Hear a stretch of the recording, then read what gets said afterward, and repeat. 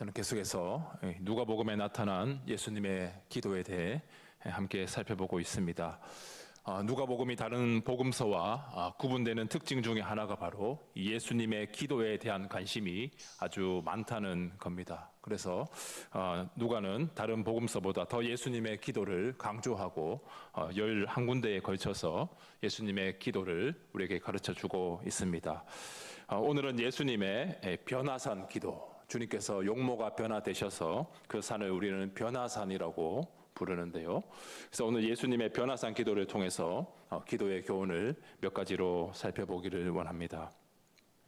먼저 오늘 본문의 배경을 좀 살펴보기를 원하는데 앞서 9장 앞부분에 보면은 예수님이 제자들에게 나를 누구라 하느냐 이렇게 물으셨습니다. 그때의 베드로는 예수님을 하나님의 그리스도이십니다. 9장 20절에서 그렇게 고백했습니다. 마태복음 16장 16절에서는 주는 그리스도시요 살아계신 하나님의 아들이십니다 라고 고백했습니다. 이러한 베드로의 고백을 주님은 칭찬하시고 이어서 자신의 죽음과 부활에 대해 예고하셨습니다.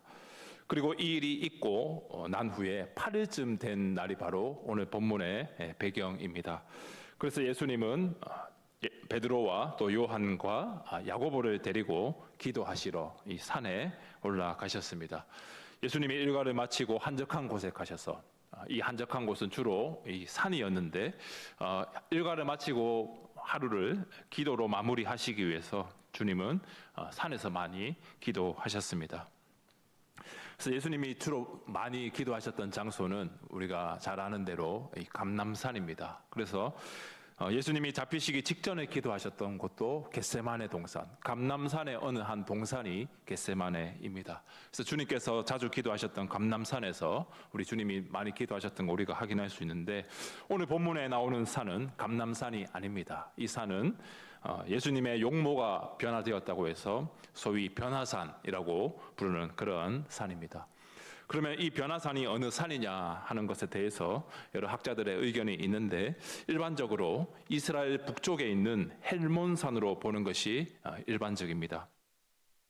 헬몬산의 물줄기가 이제 흘러내리는 지역이 가이사랴 빌립보입니다.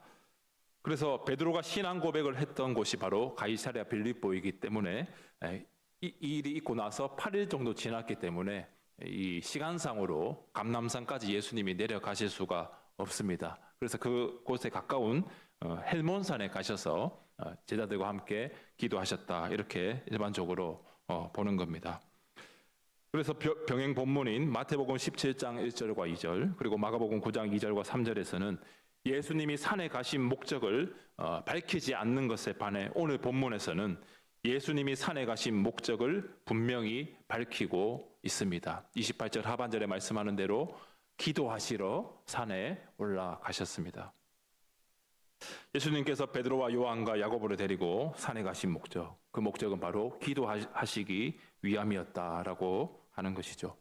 그리고 본문에서 우리에게 확실히 가르쳐 주는 것은 예수님이 기도하실 때 이 용모가 변화되었다라고 하는 것, 그리고 모세와 엘리야가 등장했다고 하는 것, 그리고 그들이 예수님과 함께 영광스러운 모습으로 드러나서 예수님의 죽음과 부활에 대해 말해 주었다라고 하는 겁니다.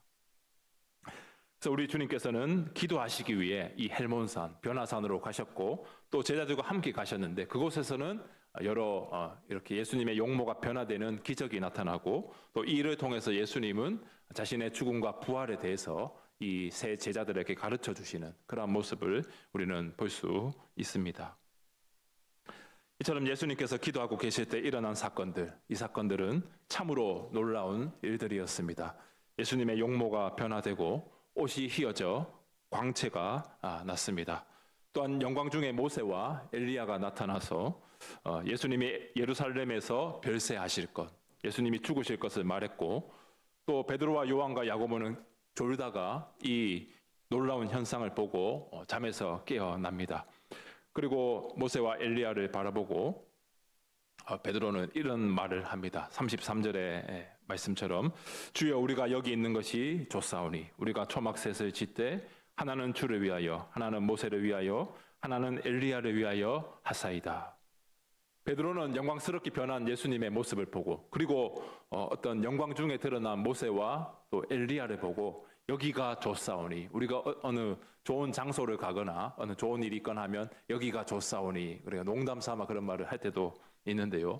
베드로는 여기가 좋사오니 산에서 내려가지 말고 초막셋을 지어서 주님을 위하여, 모세를 위하여, 엘리야를 위하여 짓고 싶습니다. 그렇게 말을 했습니다. 이 말을 할 즈음에 구름이 와서 그들을 덮었고, 또 구름 속에서 소리가 났습니다. 갑자기 구름 속에서 소리가 나자 세 제자들은 두려움을 가지게 되었습니다. 그 가운데 구름 속에서는 소리가 들려왔는데 바로 35절 말씀입니다. 이는 나의 아들 곧 택함을 받은 자니 너희는 그의 말을 들으라. 이 말은 마치 예수님께서 세례 요한으로부터 세례를 받으실 때 하늘에서 들렸던 음성, 누가복음 3장 22절에서 말씀하는 것처럼 너는 내 사랑하는 아들이라 내가 너를 기뻐하노라 라는 말과 비슷한 그런 말이었습니다.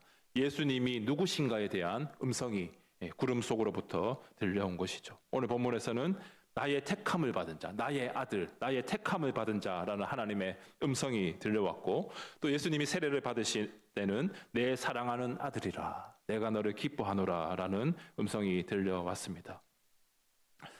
이런 음성이 하늘에서 들린 것은 그냥 일어난 일이 아닙니다. 이 음성이 들리기 직전에 하셨던 바로 예수님의 기도에 대한 응답으로 하나님의 음성이 들려지게 된 것이죠. 이러한 하늘에서 하나님의 소리가 그치자 이제 모세와 엘리야는 보이지 않았고 오직 예수님만 보였습니다. 그리고 제자들은 그 일을 아무에게도 말하지 않고 이 본문이 이렇게 종결되고 있음을 우리는 확인하게 됩니다. 이런 오늘 본문의 변화산 기도, 예수님의 변화산의 기도의 내용을 통해서 그 기도가 어떠한 기도였고 또 우리에게 어떤 기도의 교훈을 주는지 몇 가지로 제시하고자 합니다. 먼저 첫째로 예수님의 변화산 기도는 예수님의 사명을 확인하는 기도였습니다. 예수님이 변화산에서 기도하실 때 일어났던 일은 바로 예수님의 용모가 영광스럽게 변화되신 겁니다. 그리고 옷에 광채가 나고 옷이 휘어져서 광채가 나는 그러한 기적이 일어났습니다. 그리고 더불어 모세와 엘리야가 지금 세 제자들 앞에 나타났습니다. 예수님의 용모가 영광스럽게 변화된 것은 우리가 이해할 수 있겠는데 왜 모세와 엘리야가 지금 주님과 함께 등장했는가 하는 것이죠. 바로 모세는 율법의 대표자로서 그리고 엘리야는 선지자의 대표자로서 지금 등장한 것입니다. 이 두 사람은 율법의 제시된 대로 또 선지자들을 통해서 이미 예고된 대로 예수님의 죽음과 부활에 대해서 말했습니다. 특별히 31절에서는 예수님께서 이 예루살렘에서 별세하실 것, 죽으실 것을 이들이 말을 했습니다. 구약을 대표하는 두 인물, 모세와 엘리야. 이 두 인물이 예수님께서 성취할 그 예루살렘에서 죽으시고 그 죽음과 그 이후의 부활을 통해서 이런 말들을 한 것은 바로 이 일들을 통해서 구약에 예언된 구원의 약속, 그것을 예수님이 성취하실 것임을 이 두 사람이 지금 말을 한 것입니다. 이것은 곧 예수님께서 기도하실 때 예수님 자신이 십자가에 죽으셔야만 하나님의 백성을 구원할 수 있다라고 하는 예수님 자신의 사명을 다시 확인하셨음을 우리는 알 수 있는 것이죠.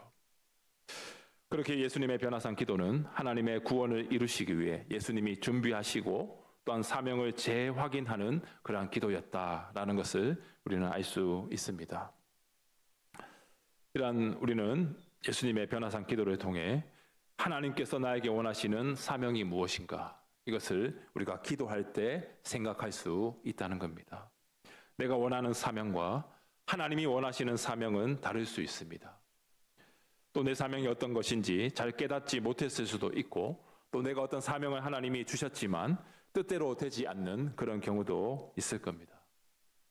그러나 그때마다 우리는 하나님께서 나에게 사명을 주시고 그것이 쉽지 않지만 다시 그 사명을 붙들고 끝까지 감당할 수 있는 힘과 용기와 또 믿음을 달라고 기도해야 할 줄 믿습니다.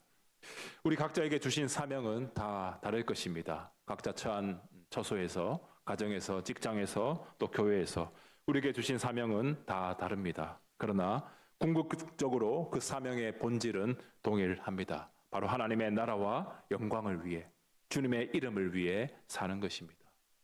그렇게 우리는 기도를 통해 우리의 사명을 확인하고 주님을 위해 더욱 헌신하는 저와 여러분이 되어야 할 줄 믿습니다. 둘째로 예수님의 변화산 기도는 예수님의 부활의 영광을 미리 보여주는 기도였다라고 하는 겁니다. 예수님이 기도하실 때 그 용모가 변화되고 옷이 휘어져 광채가 난 것은 예수님께서 십자가에 죽으시고 3일 만에 부활하실 그때의 임할 영광을 미리 보여주는 겁니다. 그래서 예수님은 부활하실 때 입게 될 영광을 기도하는 중에 미리 맛보신 것이죠. 이 놀라운 영광의 체험은 예수님이 십자가의 길을 담대히 걸어갈 수 있도록 하나님이 예수님께 힘을 주시는 그러한 기도였고, 또 산에서 내려온 이후에 이제 예수님이 죽으러 그 길을 가셔야 하는, 예루살렘으로 가시는 결심을 하게 하는 그러한 기도였다라는 것을 알 수 있습니다. 즉 예수님은 변화산 기도를 통해서 이 부활의 영광을 미리 체험하시고 고난의 길, 죽음의 길이라 할지라도 부활의 영광을 얻을 것을 확신하시고 이 사명을 완수할 힘을 얻으셨다라고 하는 것이죠. 이처럼 우리도 기도할 때 부활의 영광을 맛보게 됩니다. 우리가 고달픈 인생 가운데서도 부활의 소망을 가질 수 있는 이유는 바로 하나님 앞에 기도할 수 있기 때문입니다. 우리는 기도하면서 다시 오실 예수님을 사모하고 그날에 이루실 그 부활의 기쁨과 영생의 소망을 고대하며 나아가게 되는 것이죠. 그래서 우리는 기도할 때 이 부활의 소망으로 충만하게 되고, 그러한 부활의 소망으로 충만할 때 주님은 우리의 심령을 변화시켜 주십니다. 고달픈 인생 가운데 우리가 기도의 자리로 나아갔을 때 이 부활의 소망을 붙들 때 주님은 우리의 심령을 변화시키시고 우리의 마음을 위로하시고 우리의 생각과 마음을 바꾸시고 새롭게 해주신다, 위로해 주신다라고 하는 것이죠. 그래서 예수님이 기도하실 때 용모가 영광스럽게 변화되었듯이 우리도 기도할 때 우리의 인격과 우리의 성품과 우리의 생각과 우리의 가치관이, 우리의 삶의 체계와 방향이 하나님의 뜻에 맞추어지는 겁니다. 그렇게 기도하는 신자는 날마다 조금씩 그리고 지속적으로 점진적으로 변화되어 갑니다. 하나님은 기도를 통해 우리에게 은혜를 주시고 우리를 변화시켜 주시고 우리의 전 인격이 예수님을 닮아가도록 인도해 주시는 것이죠. 우리가 기도할 때 예수님처럼 영광스러운 모습으로 변화될 수는 없을 것입니다. 그러나 우리는 기도할 때마다 조금씩 우리의 전 인격적인 변화가 일어나고 우리의 모습이 예수 그리스도를 닮아감으로 우리에게 주신 사명을 감당할 수 있는 힘과 용기를 주시고 다시금 하나님 앞에 우리의 사명을 확인하며 그 방향을 향해 우리의 삶을 살아갈 수 있도록 인도해 주시는 것이죠. 셋째로 예수님의 변화산 기도는 바로 제자들을 위한 기도였다라고 하는 겁니다. 예수님의 변화산 기도의 응답은 예수님을 따라갔던 베드로와 요한과 야고보에게도 동일하게 주어졌습니다. 예수님이 변화되시는 모습, 모세와 엘리야가 나타나는 그 모습, 그들의 말을 이 세 제자가 들은 것이죠. 예수님이 기도하시는 동안 그들은 깊이 졸고 있었습니다. 그러나 이 놀라운 광경을 보고 잠에서 깨어서 왜 이런 현상이 나타났는지를 이제 생각해 보게 되는데, 이들은 그 현상이 왜 일어났는지 정확히 알지는 못했습니다. 그렇기 때문에 지금 베드로는 예수님께 초막을 짓고 여기가 좋사오니 이렇게 말을 했던 것이죠.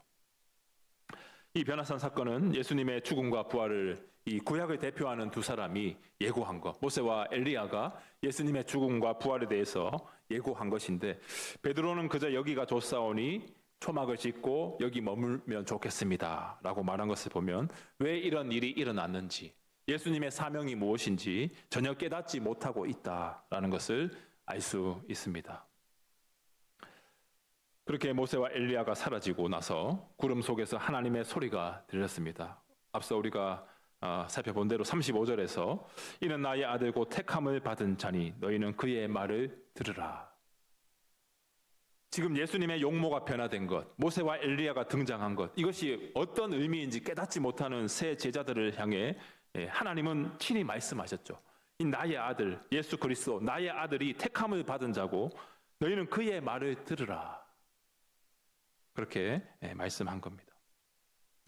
하나님께서는 예수님을 여전히 모세와 엘리야와 비슷한 수준에 놓고 생각하는 그런 새 제자들의 잘못된 생각, 십자가에 죽으시고 부활하심으로 우리의 구원을 이루셔야만 하는 그 사명을 가지고 계신 예수님을 바로 깨닫지 못하고 있는 그 제자들을 향해서 너희는 그의 말을 들으라. 예수님의 죽음과 부활을 깨달으라 라고 지금 말씀하고 계신 것이죠. 이런 점에서 볼 때 예수님의 변화산 기도의 내용은 성경이 말씀하지는 않지만 이런 내용들을 우리가 통해서 유추해 볼 때 이 제자들의 믿음을 불쌍히 여겨 주옵소서, 그러한 내용이었다는 것을 우리는 충분히 추측해 볼 수 있습니다. 이처럼 예수님의 기도의 특징은 이 제자들을 위한 기도를 많이 하셨다라는 겁니다. 이 제자들을 위한 기도가 이 변화산 기도에서도 어김없이 확인되는 것을 우리는 볼 수 있습니다. 이처럼 우리는 다른 사람들을 위해 기도해야 합니다. 특별히 우리는 행복 나눔 가을 축제를 우리 다음 주일에 앞두고 있는데 우리가 작정한 태신자들을 위해 기도해야 합니다. 태신자를 작정하지 못했다 할지라도 우리 주변에 믿지 않는 영혼들을 위해서, 우리의 믿지 않는 가족, 친지, 지인, 친구, 이웃들을 위해서 우리는 기도해야 하는 것이죠. 예수님을 따라다니지만 믿음이 없는 제자들, 예수님의 죽음과 부활에 대해서 전혀 깨닫지 못하고 있는 그런 제자들을 주님은 불쌍히 여기셔서 그들을 위해 기도하셨습니다. 마찬가지로 우리도 하나님을 알지 못하는 자들, 믿음이 있으나 믿음이 연약한 자들을 위해서 우리는 계속해서 기도해야 된다는 것이죠. 그렇게 하나님께서 우리의 기도를 들으시고 태신자 한 명이 주님께 나아오고 그가 예수님을 만나게 된다면 그보다 더 큰 기쁨과 영광은 없을 것입니다.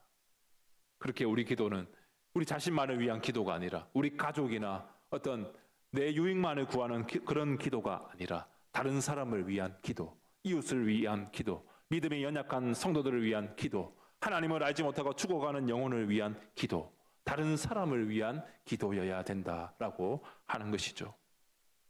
기도를 많이 하는데 내 자신만을 위해서 하는 기도는 여러분 죄송하지만 이기적인 기도입니다. 우리의 기도는 자신만을 위한 기도가 아니라 다른 사람을 위한 기도, 이타적인 기도가 되어야 합니다. 우리 주님의 기도가 늘 그러했다는 겁니다.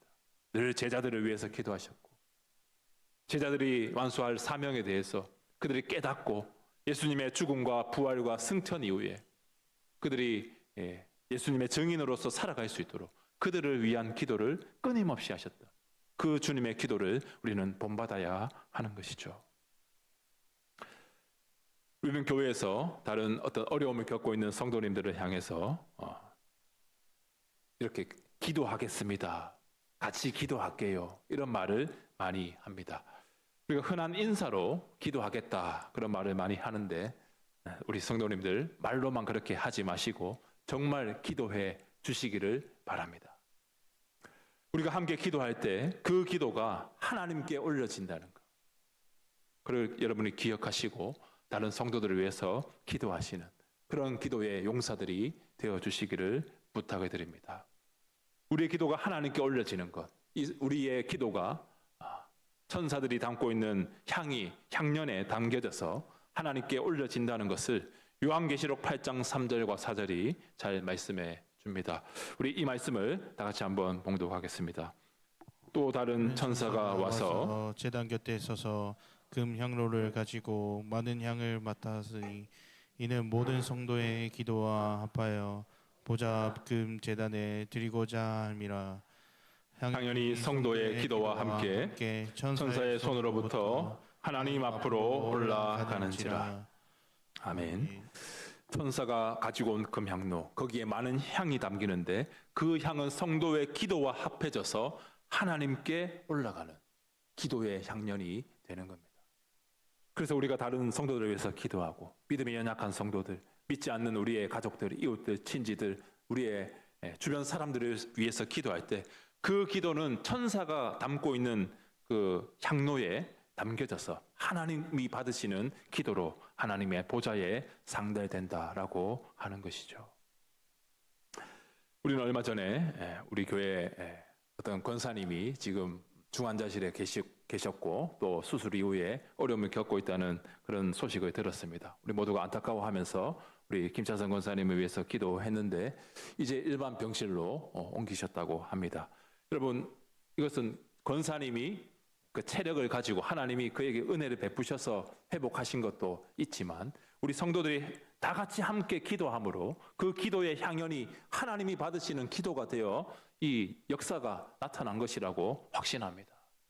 그래서 우리는 다른 성도들을 위해서 기도할 때 그 기도에 능력이 있다고 하는 것. 우리는 힘이 없지만 우리가 의지하는 예수 그리스도, 그분의 능력은 한이 없으시기에 그분의 이름으로 하나님 아버지 앞에 기도할 때 이 변화산에서 일어났던 놀라운 기적의 역사가 우리 가운데 일어나게 될 줄 믿습니다. 그래도 아직은 우리 권사님이 더 회복하셔야 되니까 계속 기도해 주시고 그렇다고 안심할 수는 없으니까요. 계속해서 기도해 주시고 또 여러 우리 연약한 성도들, 육신의 어려운 가운데 있는 그런 성도들을 위해서 많이 기도해 주시는 그런 우리 모든 성도님들이 되시기를 소망합니다. 이제 말씀을 정리하려고 합니다. 오늘은 예수님의 변화산 기도에 대해서 살펴보았는데요. 이 예수님의 변화산 기도는 예수님이 죽으셔야만 하는 예수님의 자신의 사명을 확인하시는 그런 기도였고 또 예수님의 부활의 영광을 예고하는 그러한 기도였습니다. 그리고 예수님의 변화산 기도는 제자들을 위한 그들의 믿음 없음을 불쌍히 여기시고 그들을 위해서 기도하셨던 그러한 기도였습니다. 우리는 이러한 예수님의 변화산 기도를 본받아 기도를 통해 우리의 사명을 확인하고 기도할 때마다 우리의 전 인격이 변화되는 경험을 하고 또한 다른 사람들을 위한 이타적인 기도를 힘써서 기도의 기쁨이 우리 가운데 충만하고 이 기도가 하나님이 받으시는 기도가 되어 기도 생활의 즐거움을 날마다 경험하시고 하나님의 영광을 경험하는 우리 모든 성도님들 되시기를 예수님의 이름으로 간절히 소망합니다.